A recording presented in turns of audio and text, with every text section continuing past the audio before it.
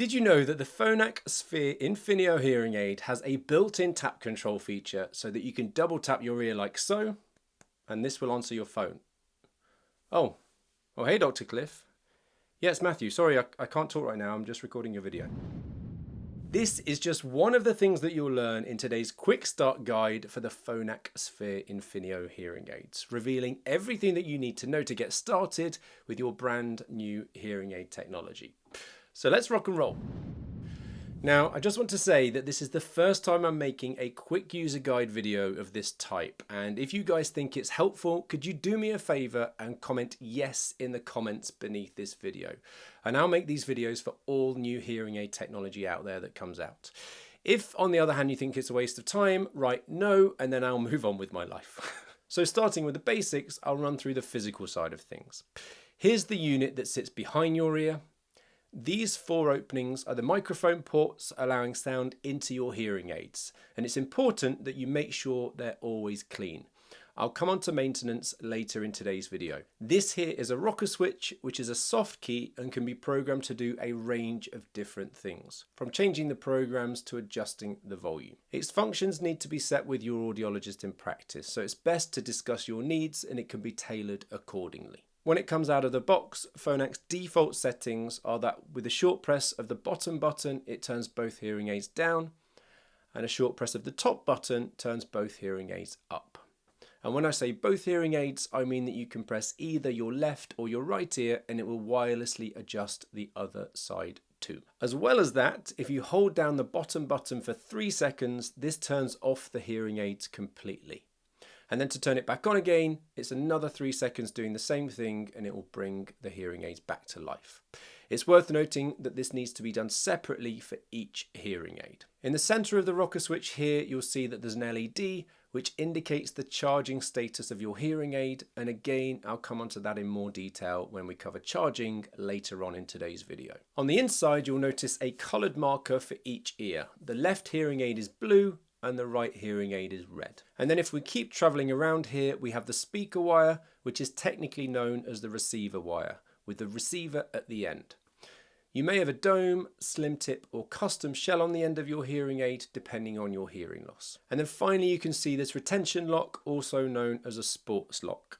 In my opinion, these are essential to keep your hearing aids locked in place. So if you don't have one on your hearing aid, then I would ask your audiologist to add one for you, as this small piece of plastic can mean the difference between scrambling around on the floor looking for your lost hearing aid or not. So that's the physical side of things covered. Now let's run through charging. Before you wear your hearing aids for the first time, you'll want to charge them for around 3 hours, which is the length of time that you'll need to fully charge them every night. I would have thought that your audiologist should have charged them before they fit them in your ears, so they should last you for around 24 hours from when you first wear them. When you get home that evening and charge them for the first time, there are blue and red markers in the charger too, so that you can drop them in place, with the receiver sitting in this well in the center. You'll then see a colored flashing light when your hearing aid is charging, which should turn solid green when it's fully charged. I'm pleased to share that you can leave them in the charger overnight, and there is clever circuitry in place to stop them from charging automatically when it's full, so you don't need to worry about them being overcharged. If you have a premium charger, which is indicated by having a little LED in the center here, it means that the charger contains a lithium-ion rechargeable battery too, making it portable.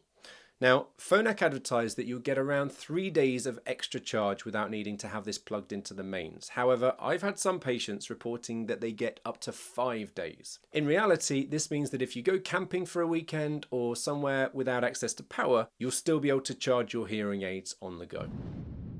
In reality, it's pretty rare for hearing aid batteries to die during the day nowadays, with the batteries lasting a full day per charge.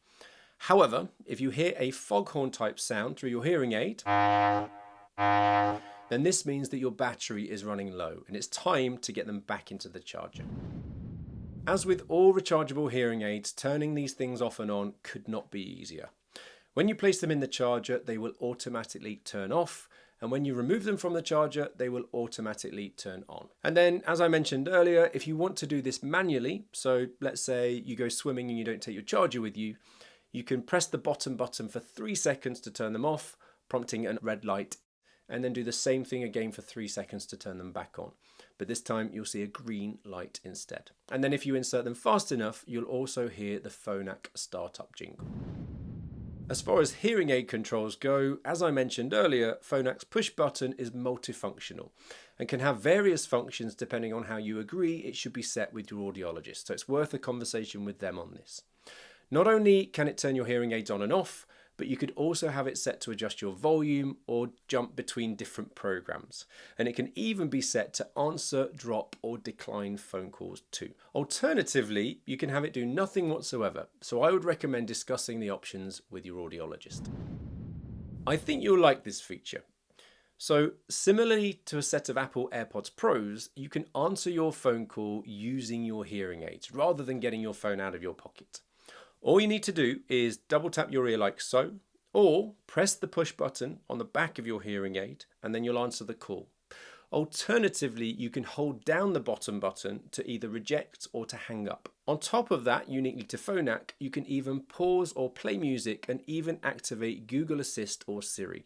And this can all be personalized in the My Phonak app under the Devices menu.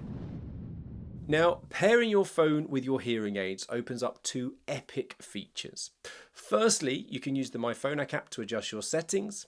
And then secondly, it also allows you to stream the radio, music, podcasts, or even phone calls directly from your phone to your hearing aids.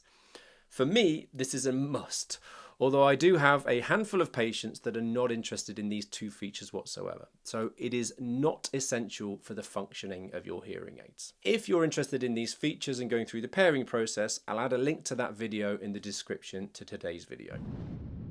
Now, if you're pretty safety conscious and you want to make sure that your hearing aids are in flight mode when you're heading on holiday, then you've got to follow these simple steps. First of all, switch off the hearing aids by pressing and holding the lower part of the multifunction button for 3 seconds until the solid red light indicates that the hearing aid is off. Next, press the lower part of the multifunction button for 7 seconds until the solid orange light appears, and then release the button. You've now entered flight mode. To exit flight mode, simply switch your hearing aids off and then on again, as I demonstrated earlier. Now, all hearing aids have an element of cleaning involved due to the hostile, waxy environment that they live in. And there are three main parts that you should keep an eye on. I recommend to my patients a quick daily check, which involves wiping your hearing aids with a lint-free cloth or a tissue, especially if you notice a buildup of wax on them. Secondly, if you notice the sound getting a little bit more muffled, it may be time to change your wax filters. I recommend doing this routinely every 4 to 6 weeks to ensure that your hearing aids are performing optimally. To do so, first of all, remove the silicone tip and then use the tool to remove the old filter and then insert the replacement. Finally, place the silicone tip back on the end by gently pushing it. The last thing that I'd recommend doing to keep your hearing aids working well is to clean the microphone ports. Using the small brush provided, periodically brush over these microphones if you can see a buildup of debris. Now, that should get you started with your new Phonak Infinio hearing aids, but I wouldn't stop doing your research here though, as there are a ton of features that I haven't covered today, but you'll find them in this video.